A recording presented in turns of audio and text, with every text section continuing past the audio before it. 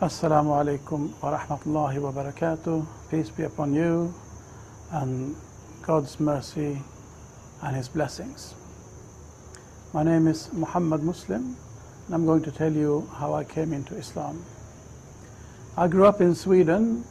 I was born in the late 50s. I grew up as most people, which means really without much thought of religion. But as I got older, about 20, 21, I started thinking about what's happening around in the world.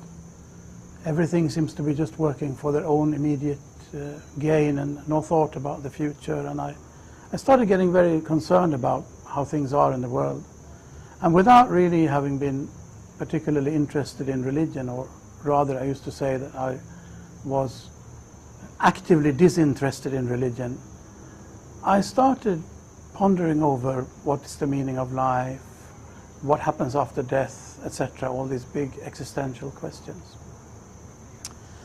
I started wondering and pondering, and during this process, I suppose I became a bit aloof from my friends and the things that they like to do. And after a lot of thinking, I came to a few conclusions. One was that there has to be one truth. It cannot be, as some philosophers say, that what every person thinks, that's true for him or herself. There has to be one reality. What this reality is, I had no idea, but I knew that as much that there has to be one. Maybe no one in the whole world realizes it. Maybe some people realize and some don't. I certainly did not. And also I thought that all these questions that are going around in my mind, they have only one answer. And this one answer will be so simple that 1 and 1 makes 2. It has to be simpler than that. But after this, it was as if there was a barrier. I could not get any further just by thinking and pondering and wondering by myself, as if I needed some outside assistance. There was a wall that I could not scale. Anyway, during this process, I also quit college for the 4th time, and I went to the north of Sweden where my sister and brother-in-law had a farm. They were trying to live original lifestyle. They used to call them the green wavers, like the green wave. There was a green wave in the 70s, people trying to get back to a more natural way of life. So they had this goat farm in the north of Sweden, living a very traditional, old-fashioned life. I went there to live with them and found a little cottage up in the forest on a mountain and started living there all by my own. Ever so often I'd come to my sister for some company and some food. And one day when I was sitting in my sister's house, this man walked in through the door. And he had a big beard, an enormous turban on his head. And it was something I'd never seen the like of. I had never really heard about Islam. If someone would have asked me, what is Islam, or who is Muhammad, what is the Quran, I would have had no idea what to answer.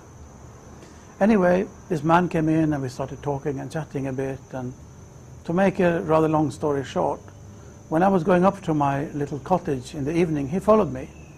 Now this was near midsummer in the north of Sweden in 1980.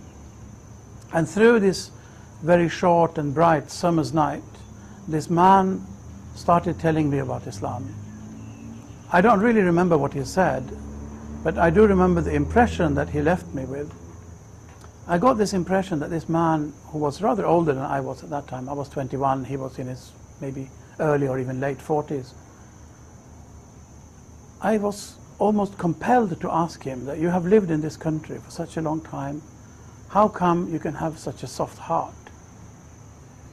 Now this must be rather a strange question to ask someone that you have known for a total of a few hours, but his answer was even more strange, because he said, I don't know if I can explain it, but maybe I can show you. And he stood out there in my little room. There was only one room really in the cottage. He stood up there in my cottage and without any hesitation said the Islamic call to prayer, the adhan. And then he started saying his prayers. I realize now it must have been the morning prayers. Having talked through the night, this was time for the morning prayers. And as I was sitting there on my little kitchen, traditional Swedish kitchen settee, of a wooden settee, I was sitting there cross-legged in a corner of the settee, and he was now praying in front of me, showing me how to keep your heart soft in this harsh and cold world. But it was so powerful, it was overawing.